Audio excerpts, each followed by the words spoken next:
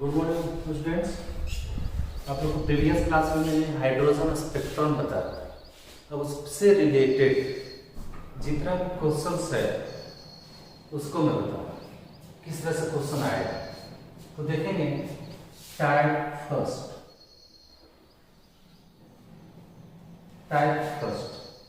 ठीक है। First line of Balmer series, first line of Balmer series.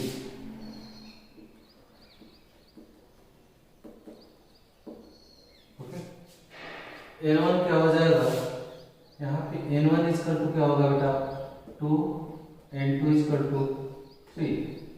अभी हमने पीछे बताया था फॉर्मूला पिछले क्लास में, 1 by lambda equal to R Z square 1 by N1 square minus 1 by N2 square. बोले थे इस पे न्यूमेरिकल आप बनाओगे, आपको क्वेश्चन को सॉल्व आउट करोगे, ठीक है। अब क्या है इसमें कि हम लिख सकते हैं कि 1 बाई, क्लियर हो गया, हम इसको लिख सकते हैं कि 1 by lambda is equal to R, ठीक है। 1 बाई 2 का स्क्वायर माइनस 1 बाई 3 का स्क्वायर, यानी 1 upon lambda is equal to R 1 upon 4 minus 1 upon 9, यानी 1 by lambda is equal to क्या हो गया R 9 माइनस 4 अपॉन 36। सॉल्व कर लोगे, ठीक है, यानी 1 by lambda is equal to क्या हो गया बेटे R 5 अपॉन 36, ठीक है, यानी 1 by lambda is equal to 5R upon 36।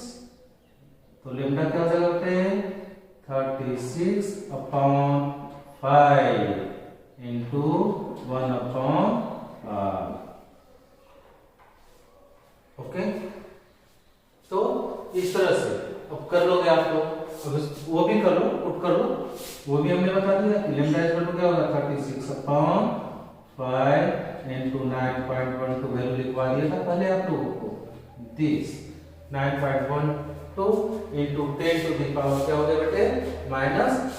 सब सॉल्व कर लोगे, अंगस्टर मीन के हिसाब से क्वेश्चन पूछा तो क्या हो जाएगा 36 upon 5 into 912 equal to near about आ जाएगा 6565 के आसपास अंगस्टर, ठीक है। ये मैं जो आपको बताया फर्स्ट बताया। अगर थर्ड लाइन के बारे में पूछा, third line of Brackett series, तो सेकेंड केस के लिए देखिए, second third line of Brackett series, third line of Brackett series,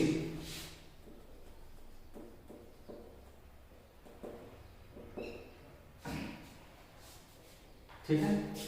third line of Brackett series क्या है, यहां पर क्या हो जाएगा थर्ड है, क्या हो जाएगा n इक्वल टू एक इंक्रीज था n2 क्या हो जाएगा बेटे हायर, ओके 7 अगर ओके, तो यहां पे क्या हो जाएगा 4 7, तो क्या हो जाएगा 1 by lambda equal to formula क्या होता है R Z square 1 upon N1 square 1 upon N2 square, यानी 1 upon lambda is equal to R 1 by 4 के लिए बेटे क्या हो डायरेक्ट कर देना 60 1 बाई 49,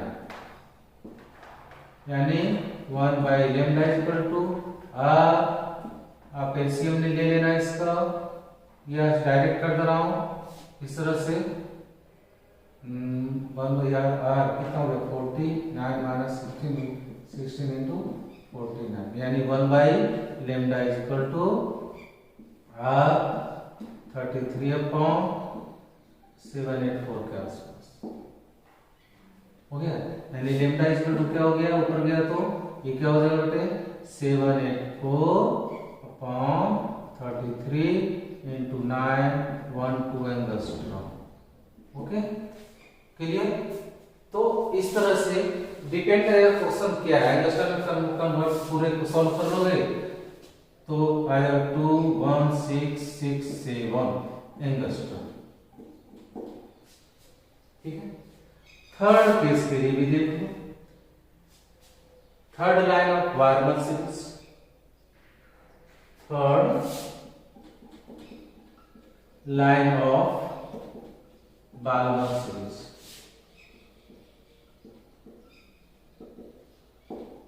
ठीक है। N1 क्या हो जाएगा बेटे 2, N2 क्या हो जाएगा 3। ठीक है। इस तरह से पुट कर लोगे यहाँ पे 2, तो पुट करोगे तो क्या होगा, पुट कर लोगे आप या मैं कर दूं, यहाँ क्या कर लेंगे 1/N12 और ये 5 क्या हो जाएगा 1/लैम्डा equal to z² 1/N1² minus 1/N2²। ठीक है। अब यहाँ क्या लिख लेंगे 1/लैम्डा इक्वल टू r 1/2 हो गया बेटे, 4 कर दे रहा हूं डायरेक्ट, यहाँ 1/25, यानी 1/लैम्डा इक्वल टू क्या हो गया r 25 माइनस 4/100, यानी 1/लैम्डा इक्वल टू क्या हो गया r 21/100, यानी लैम्डा इक्वल टू क्या हो गया बेटा 21/100 इंटू 912 एंगस्ट्रॉम, यानी नियर अबाउट 4340 एंगस्ट्रॉम। ठीक है। तो सबको इस तरह से हर एक सीरीज का निकाल सकते हैं, लेकिन ऑब्जेक्टिव में आपको निकालने की जरूरत नहीं है, वहां तो डायरेक्ट लिख लेंगे और कैलकुलेट कर लेंगे। ठीक है। यहाँ पे एक फोर्थ, तो इस तरह से फोर्थ थर्ड हो गया मेरा। एक और कंसेप्ट पूछता है, देखो सेकंड हो गया, थर्ड हो गया, फर्स्ट हो गया, और फोर्थ नंबर कंसेप्ट क्या है। तो फोर्थ नंबर कंसेप्ट है बेटे ratio of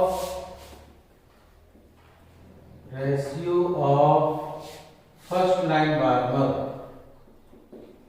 ratio of first line of Barmer. ठीक है। और ratio of third line of Barmer, ratio of third line of Balmer क्या हो जाएगा r, बोलो बेटे r, ठीक है, क्या हो गया 1/4 माइनस 1/9, क्या हो गया 1/9 माइनस 1/36। थर्ड के लिए उसके लिए ओके, यानी क्या हो गया नियर अबाउट सॉल्व करोगे तो 3/5। ठीक है।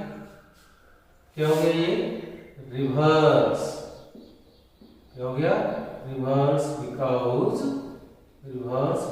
ऑफ इट वाज 1/लैम्डा। ठीक है। अब इसको हम फिफ्थ में भी सीखो। फिफ्थ क्या है ratio of second line, ratio of second line of Lyman and third line of Balmer. क्या होगा बेटे r z² r 1 माइनस कर लोगे या कर दूं, क्या हो जाएगा यहाँ पे 1 माइनस 1/4 माइनस 1/20, ये अबाउट सॉल्व करोगे बेटे 189 ये आएगा। सॉल्व करो, सो करो, कोई दिक्कत नहीं। तो इस तरह से हम लोग सीरीज हाइड्रोजन स्पेक्ट्रम में लाइमन बार्मर सीरीज, उसका वेवलेंथ, इलेक्ट्रॉन जंप करेगा तो क्या फॉर्म करेगा। यहाँ से क्वेश्चन और पूछता है बेटे, वो देखेंगे। मिनिमम काइनेटिक एनर्जी, ठीक है, मिनिमम काइनेटिक एनर्जी क्या है। तो हाइड्रोजन स्पेक्ट्रम में बड़ा सा टॉपिक है और आपको फिजिक्स में भी पढ़ना है, मॉडर्न फिजिक्स में, यहाँ पे भी पढ़ना है। आपका रिवाइज हो जाएगा 2 टाइम 2 टाइम्स। देखिए क्या है। इसके बाद हम लोग बता रहे हैं सीरीज में ही maximum kinetic energy.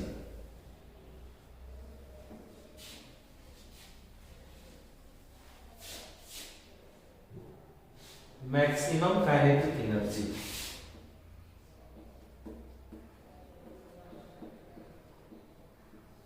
Maximum kinetic energy क्या है, ठीक है। स्पेक्ट्रम में कहां पे ज्यादा होगा, कहां पे कम होगा। तो V मैक्सिमम क्या होता है, फॉर्मूला मालूम है आप लोग को, पीछे बताया है, याद होना चाहिए बेटे। क्या होता है formula, 2RZ² HC, 2RZ² HC upon Mn², Mn1²। Example देखिए क्या है, V मैक्सिमम और V मिनिमम, ठीक है। पहले मैक्सिमम के केस के लिए देखिए, V मैक्सिमम दोनों के, तो V मैक्सिमम लाइमन और ब्रैकेट, ठीक है। ये क्या हो गया, लाइमन ब्रैकेट, ओके बेटे। लाइमन और ब्रैकेट, लाइमन याद है आपको बताया था, लाइमन, बार्मर, पार्सन, ब्रैकेट, फर्नसी। तो लाइमन क्या होता है कि लाइमन और ब्रैकेट, ठीक है ना। तो लाइमन कितना नंबर पे है, 1, लाइमन, फिर बार्मर, फिर पार्सन। तो इस तरह से हमारा क्या होगा, Lyman, Balmer, Paschen, Brackett 4th number, यानी इसका जब रेशियो के फॉर्म में आएगा तो क्या हो जाएगा, 4:1, लाइमन 1, ब्रैकेट 4, ठीक है। फिर एक और देख लो, V maximum, Brackett and Paschen का बताना आप लोगों को। V मैक्सिमम, अगर आपको बताना ब्रैकेट और ये पार्सन, ठीक है। ये क्या हो गया बेटे, बताओ,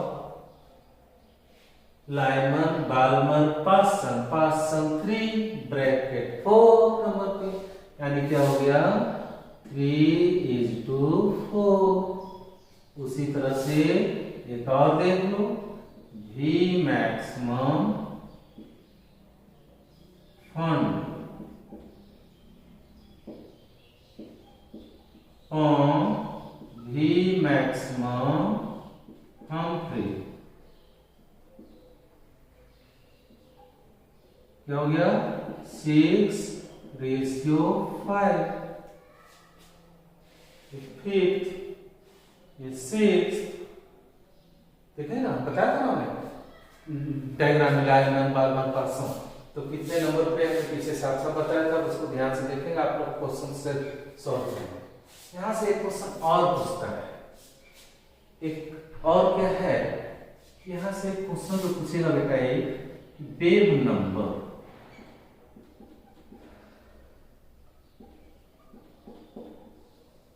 वेव नंबर क्या है, ठीक है। वेव नंबर समझ रहे हो, कितना वेव फॉर्म करेगा, यानी कि वेव नंबर का सिंबल ये होता है बेटा, याद रखना, इसका R1/N1² माइनस 1/N2 का स्क्वायर, ठीक है, क्लियर। अब निकालना वेव नंबर किसी का भी, मान लिया जाए एग्जाम्पल में है फॉर बाल्मर सीरीज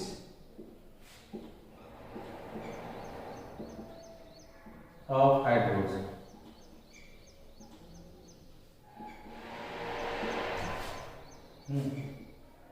क्या हो जाएगा आर 1/n1² माइनस 1/n2²।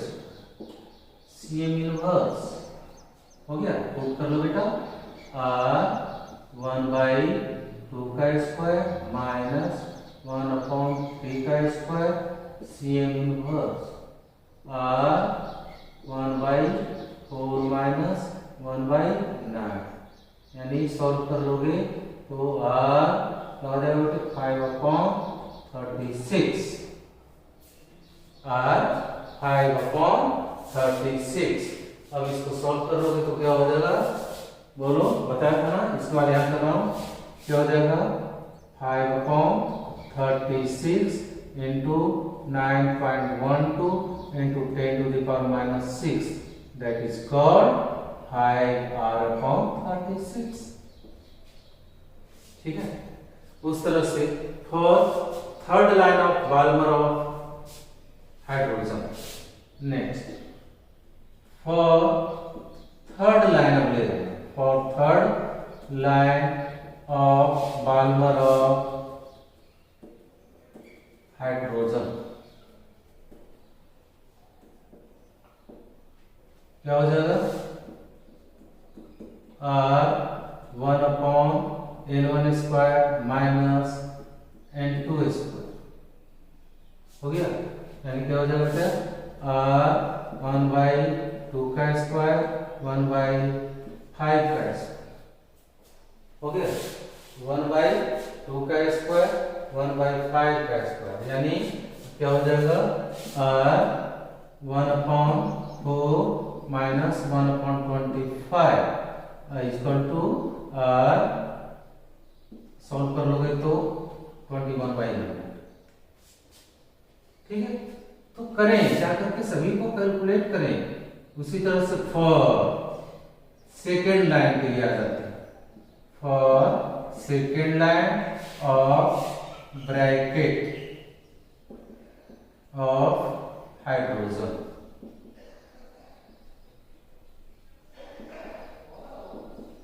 ठीक है, क्या हो जाएगा वेव नंबर, बताओ।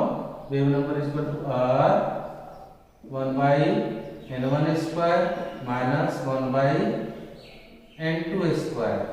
CM इनवर्स पुट कर लोगे ना, second line of Brackett, Lyman Balmer Paschen Brackett पढ़ी है, कैलकुलेट कर लोगे या कर दूं तो क्या हो जाएगा, सॉल्व करेंगे तो आर 1/4² माइनस 1/6²।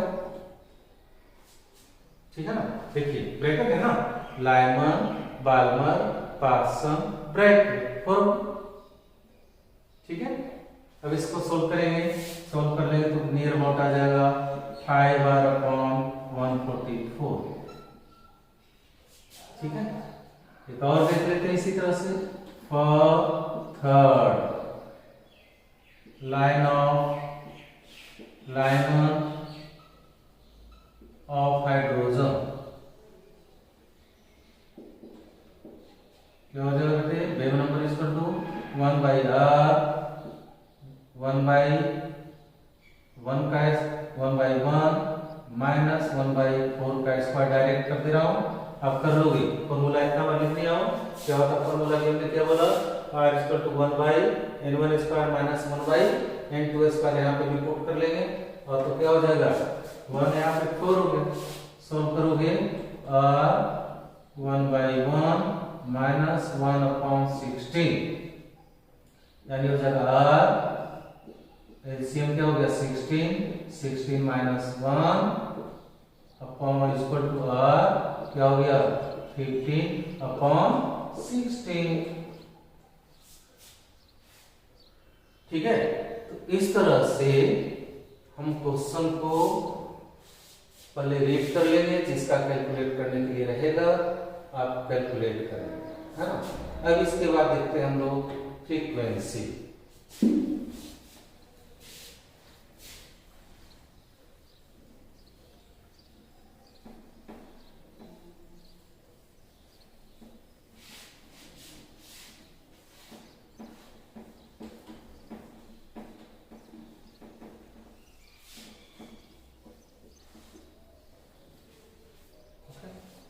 देखिए फ्रीक्वेंसी क्या है,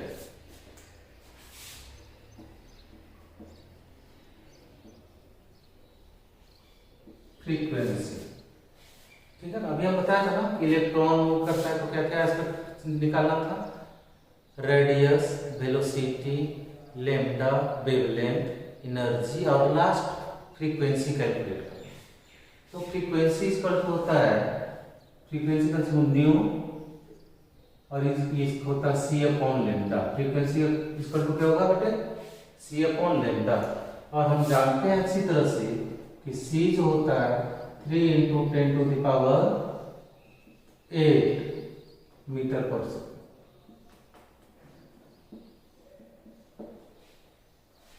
ठीक है।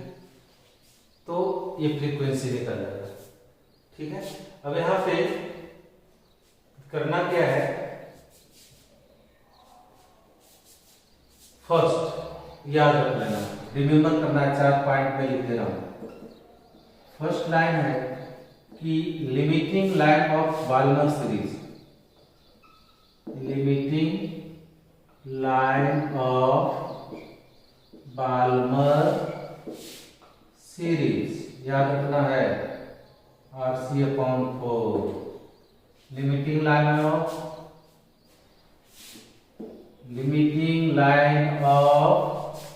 Lyman series, RC, limiting line of Lyman series क्या हो जाएगा बेटे, RC। उसी तरह से marginal line of Brackett series क्या होगा, मार्जिनल लाइन ऑफ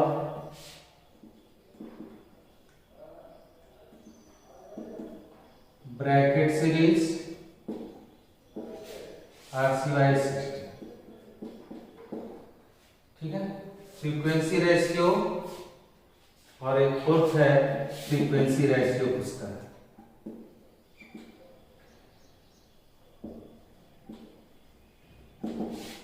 ओके। ये चार पॉइंट को देखना है, ठीक है। तो इस तरह से हम लोग किसी का भी कैलकुलेट कर लेंगे।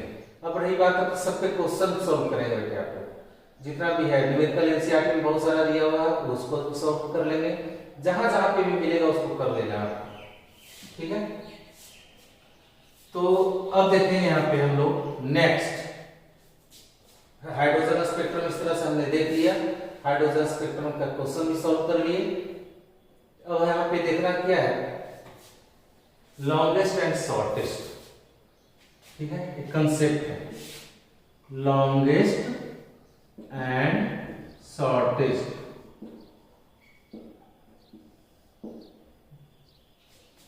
क्या लॉन्गेस्ट और क्या शॉर्टेस्ट, वेवलेंथ ड्यूरिंग ट्रांजिशन, ठीक है ना, लॉन्गेस्ट एंड शॉर्टेस्ट वेवलेंथ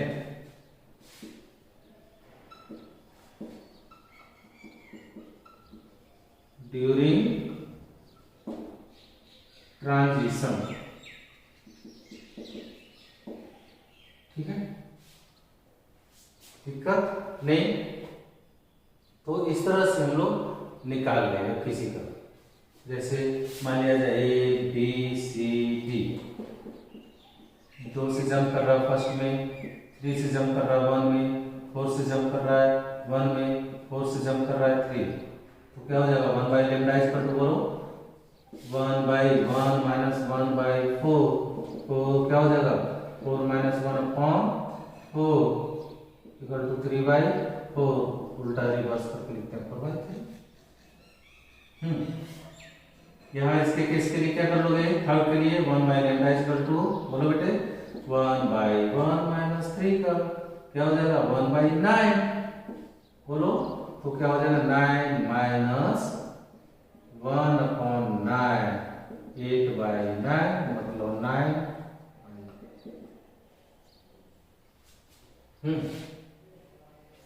इसमें क्या हो जाएगा 1/λ इक्वल टू 1/1, बोलो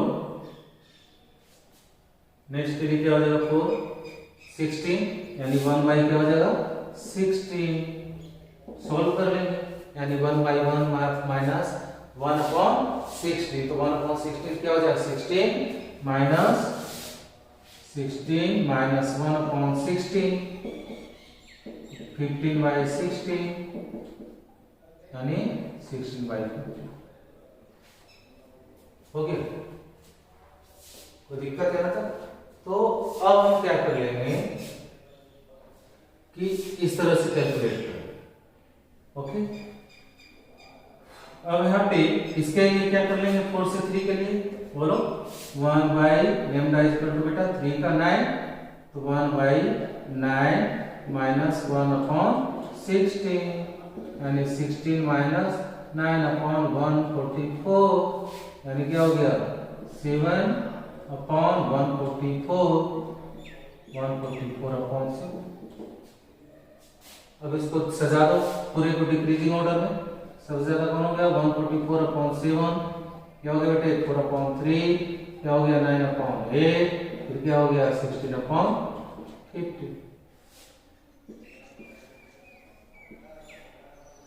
तो हमने क्या देख लिया वेवलेंथ ड्यूरिंग ट्रांजिशन, यानी वेवलेंथ जब इलेक्ट्रॉन जंप करता है या टू लोअर टू हायर, तो वेवलेंथ क्या होगा ड्यूरिंग ट्रांजिशन, ये कैलकुलेट करने के लिए आपको सिखा दिया। इस तरह से हमारा हाइड्रोजन स्पेक्ट्रम अब फिनिश हो गया, एप्लीकेशन भी फिनिश हो गया। Radius, velocity, energy, frequency, wave nature, ठीक है, वेव नंबर, ठीक है। तो आप लोग इस तरह से क्वेश्चन को सॉल्व करेंगे। तो अब इसमें जो बच गया आपका वो हम लोग सॉल्व करेंगे क्या, अब किसके बारे में स्टडी करेंगे, तो कुछ डिफेक्ट रह गया, ठीक है। Wave nature of electron, wave nature of electron, ये देखिए क्या है वेव नेचर।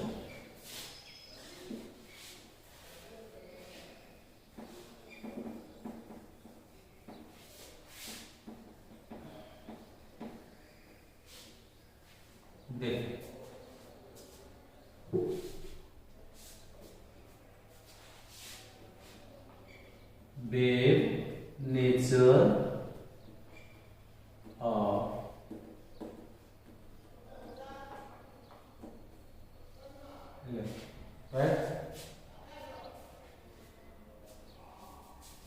इलेक्ट्रोमैग्नेटिक, यहां सुनिए ध्यान से, electromagnetic induction contains electromagnetic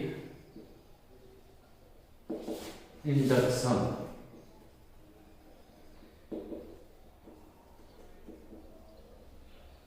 contains following characters.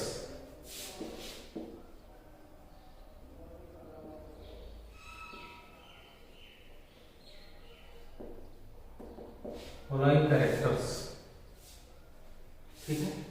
First character क्या है, wave nature of electron, electromagnetic induction contains following characters. First, they never divide या दे नेवर डिविएट, कभी भी डिविएट नहीं करेगा in electric and magnetic field. They never deviate, कभी भी deviate नहीं होगा in electric and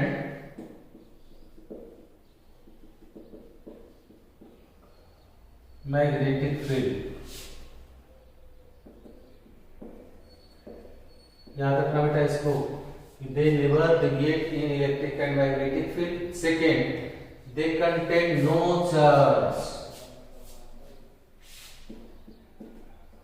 they contain no charge. Third, velocity is independent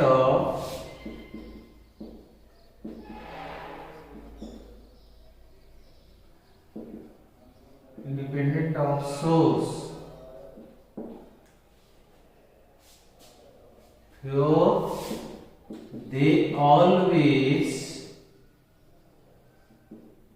travel with velocity of light.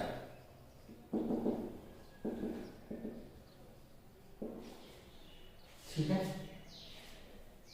Wave nature of electron क्या है? Electromagnetic induction content following character, कभी भी deviate नहीं करेगा, ना इलेक्ट्रिक में ना ही मैग्नेटिक में। दे कंटेन नो चार्ज, कोई चार्ज नहीं होता।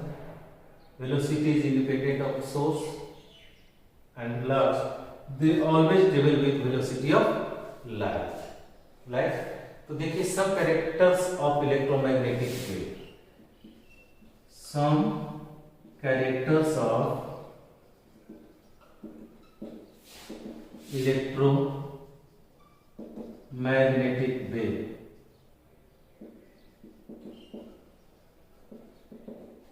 ठीक है बेटे, देखिए ये क्या बोलते हैं बेटे? Crest, trough. ठीक है, ऊपर वाले क्या बनेगा? क्रेस्ट, नीचे वाले को ट्रफ।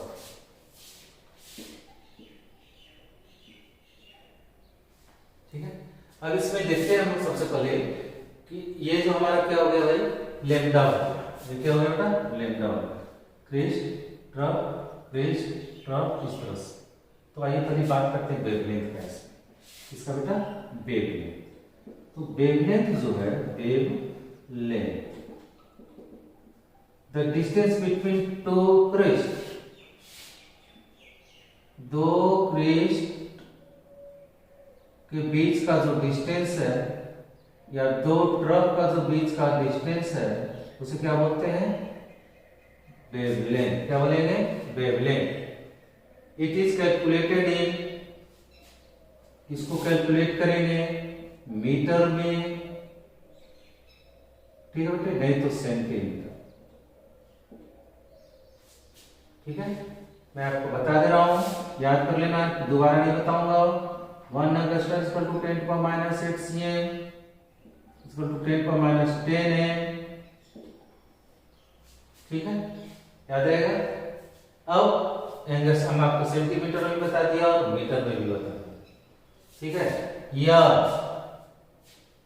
1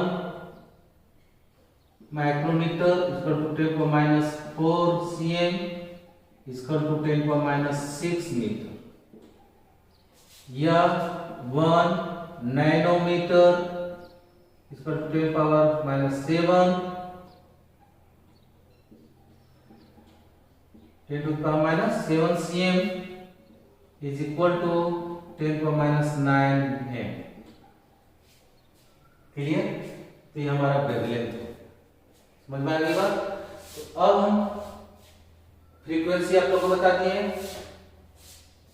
एक पॉइंट और यहां पे जानना बेटा, हर एक चीज को लिखना नहीं है, दिमाग में भी रखना है कि फ्रीक्वेंसी जो हमने बताया, frequency number of waves which pass through a point in a second। frequency number of waves which pass through a point in a second is known as frequency। it is denoted by क्या?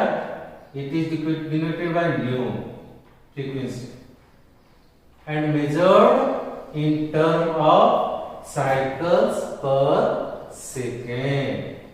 measured in time of cycles per second। Frequency को किसमें मापते बेटे? Cycles पर second या hertz में। यानी mu equal to क्या हो गया? c बाई लैम्डा, और v equal to c into 1 upon lambda. ठीक है, फ्रीक्वेंसी इक्वल टू क्या होता है? 1 upon time. Frequency equal to क्या होता है बेटा? 1 अपॉन टाइम, यानी w equal to 1 by t। इस तरह से हम लोग फ्रीक्वेंसी भी निकाल लेते हैं, और जो भी हमने थ्योरी बताया वो ध्यान रखना। ठीक है, अब आइए इसी में बता दे रहा हूं वेलोसिटी।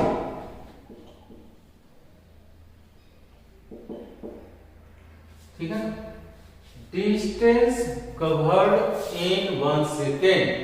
1 सेकेंड सेकेंड में जितना डिस्टेंस कवर करेगा, वेवलेंथ देख लिया, फ्रीक्वेंसी देख लिया, 1 सेकेंड में डिस्टेंस, वेलोसिटी क्या देखे, distance covered in 1 second by wave, 1 second में वेव के द्वारा कितना डिस्टेंस कवर्ड किया गया, बात समझ में आ रही। एज देखिए तो क्या हो गया, c equal to v into lambda, यानी लेमडा इक्वल टू क्या हो गया, c बाई v। ठीक है, एक पॉइंट और, वेव नंबर, वेव नंबर क्या होता है, तो वेव नंबर क्या है कि रेसिप्रोकल ऑफ वेवलेंथ, ये क्या होता है, वेवलेंथ का रेसिप्रोकल होता है, उसी को बोलते हैं वेव नंबर। यानी वेव नंबर को डिनोटेड करेंगे W ऊपर डैश, इसका टू रेसिप्रोकल है, इट इज 1 बाई लेंथ का। ठीक है, और क्या है, टाइम, टाइम इसका टू क्या होता है, डिस्टेंस बाई वेलोसिटी। ठीक है, तो अब एक जेड क्वेश्चन बनना चाहिए भाई। ठीक है, फ्रीक्वेंसी इक्वल टू क्या होता है, बहुत बार लिखा हूं मैंने, काफी बार बता दिया हूं, frequency equal to velocity upon wavelength. ठीक है, तो ये था हमारा कंसेप्ट। ठीक है, अब हम लोग स्टडी करते हैं, इसके बाद ड्रॉबैक करता हूं।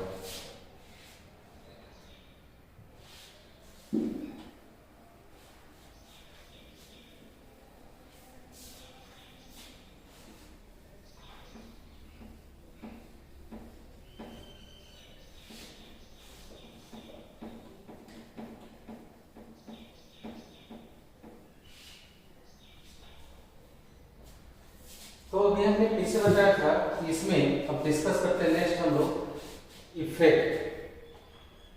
क्या इफेक्ट में क्या है, यहां पे देखते हैं कि एक कंडीशंस क्या है, कुछ क्वेश्चंस जो आते हैं रिलेटेड आते हैं photo electric effects, right.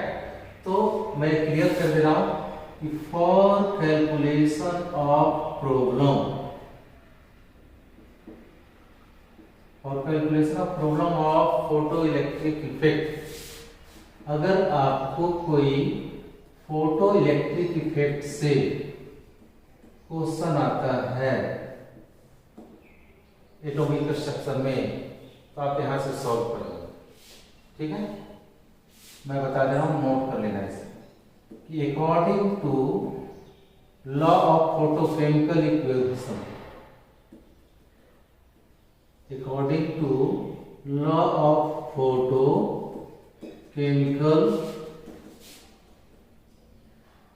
Equivalent,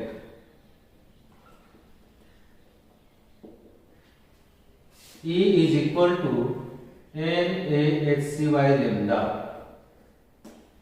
okay, जहां पे N ये क्या है, एवोगाड्रोस नंबर। ओके, ये यहां से क्वेश्चन बन जाएगा। बी टाइप अगर पूछता है तो kinetic energy is equal to h mu.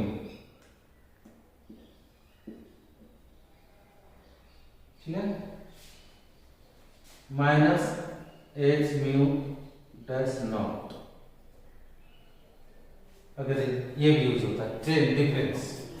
यानी यहां से एक क्वेश्चन जो है आपका रहेगा कि काइनेटिक एनर्जी जो होगा आपका hc बाई लेमडा। ठीक है, अब हमारे इसके बाद बच गया बस दो मिनट का है, इसे देखते हैं कि जो ड्रॉबैक किसका, समरफील्ड का, इलेक्ट्रिक एंड मैग्नेटिक का, वो है, उसको देखिए क्या किस तरह से कैलकुलेट करते हैं। तो kinetic energy is equal to hc by lambda, right. तो hc बाई लेमडा को हम लिख सकते हैं इसके लिए एच सी बाई लेमडा, यहाँ लेमडा, ये दूसरे के लिए लेमडा नॉट, राइट। तो यहां से क्वेश्चन को सॉल्व कर लेंगे, यानी काइनेटिक एनर्जी इसका क्या हो गया, एच सी बाई लेमडा। ठीक है, मैं यहाँ पे नोट कर दे रहा हूं, ये भी आपको आईआईटी नीट के लिए, इससे बोर्ड में क्वेश्चन नहीं आता है। ठीक है, अब लास्ट जो बच गया आपका ड्रॉबैक्स, ये क्या है, इलेक्ट्रॉन जो मूव करता है उसने बता दिया था कि वेव में पार्टिकल, लेकिन लास्ट में इलेक्ट्रॉन किस फील्ड में जाता है ये नहीं बता। ठीक है, यानी दो, एक स्टार्स इफेक्ट और एक जीमैन इफेक्ट। तो स्टार्स इफेक्ट क्या होता है, ये देखिए, तो आप ऐसा देखिए पहले, इलेक्ट्रॉन अगर हम देखते हैं यहाँ पे क्या कोई स्विच है, मान लिया स्विच को हमने ऑन किया तो बल्ब फैन ऑन होता है, तो इलेक्ट्रॉन जो गया कैसे गया बेटे, वो क्या वायर से गया। अगर स्विच को हम लोग ऑन किए, वायर के थ्रू गया और बल्ब क्या हो गया, जल गया। यानी इलेक्ट्रॉन जो यहाँ मूव किया जा रहा है वो किस फील्ड में जा रहा है, बताओ, इलेक्ट्रिक फील्ड में, राइट, तभी तो वायर के थ्रू गया। तो the splitting of a spectral line, अगर स्पेक्ट्रल लाइन स्प्लिट करता हो किस फील्ड में, इलेक्ट्रिक फील्ड में, अगर इलेक्ट्रॉन स्प्लिट कर रहा हो किसमें, इलेक्ट्रिक फील्ड में, that means the splitting of spectral line in electric field, that is called stars effect, right, that is called stars effect. लेकिन स्टार्स ने ये काम किया तो उसे देखना चाहिए कि इलेक्ट्रॉन यहाँ पे जो मूव कर रहा है, स्प्लिट कर रहा है, स्पेक्ट्रल लाइन में जंप कर रहा है, वो किस फील्ड में कर रहा है, इलेक्ट्रिक। उसने कभी सोचा नहीं कि चलो इलेक्ट्रिक में तो देखा, थोड़ा देखते हैं मैग्नेटिक। इलेक्ट्रिक में देखा आपने तो स्विच ऑन किए, वायर के थ्रू इलेक्ट्रॉन गया, लाइट ऑन। अब आपने कभी ये देख लो कि एक मैग्नेट हमने यहाँ लिया, दूसरा मैग्नेट यहाँ, आप देखा कि एक को स्टेबल आप रखो बेटे, दूसरे वाले मैग्नेट को आप धीरे धीरे इधर की ओर लाओ। एक समय ऐसा होगा ना कि आप जब पीछे से जो धक्कोस कर रहे हो, धक्का दे रहे हो, आपका हाथ यहीं पे रुक जाएगा और मैग्नेट आकर इससे चिपक जाए। कभी आपने सोचा कि यहाँ पे उसको कैच करके कौन लाया, इलेक्ट्रॉन ही तो लाया। तो इलेक्ट्रॉन किस फील्ड में लाया है, यहाँ पे तो इलेक्ट्रिक फील्ड में नहीं लाया, बात समझ आ रही, इलेक्ट्रिक फील्ड में नहीं लाया, यहाँ पे किस फील्ड में लाया, मैग्नेट में आया। ये दोनों के बीच मैग्नेटिक इफेक्ट है, यानी इलेक्ट्रॉन जो इसको एब्जॉर्ब कर लिया, खींच लिया अपनी ओर, किस फील्ड में, magnetic field, that is called Zeeman effect. यही था। तो आप कैसे एक्सप्लेन करोगे इसको, पेपर में आएगा तो, the splitting of spectral line in कौन सा field, magnetic field, is called Zeeman, right. तो अब ऑब्जेक्टिव बनाएंगे इसमें आप और क्लियर करेंगे कि हाँ क्वेश्चन किस तरह से होता है। हमने बहुत सारा क्वेश्चन आज करवाया है यहाँ पे। और मैग्नेटिक का एक एग्जांपल और ले लो, मान लिया जाए आप मोबाइल से बाहर बात कर रहे हो, अपने इंडिया में बात कर रहे हो, अपने पास फॉरेनर विदेश में बात कर रहे हो, फॉरेन जगह पे, तो यहाँ से वहां जब मोबाइल कनेक्शन हो गया तो यहाँ पे क्या काम कर रहा है, इलेक्ट्रॉन गया, इलेक्ट्रॉन यहाँ किस फील्ड में गया, सोचो, बोलो, इलेक्ट्रिक में गया कि मैग्नेटिक में गया, तो इलेक्ट्रॉन यहाँ किस फील्ड में गया, मैग्नेटिक फील्ड में गया। ठीक है, अगर इलेक्ट्रिक फील्ड में जाता तो सोच रहा है, इलेक्ट्रॉन अगर इलेक्ट्रिक फील्ड में वहां तक जाता तो इस बीच में कितने लोग, जीव जंतु जानवर सभी क्या हो जाते, मर जाते, इलेक्ट्रिक फील्ड में जाता। तो यहाँ इलेक्ट्रॉन किस फील्ड में जा रहा है बेटे, मैग्नेटिक फील्ड में। तो splitting of spectral line in magnetic field, that is called Zeeman.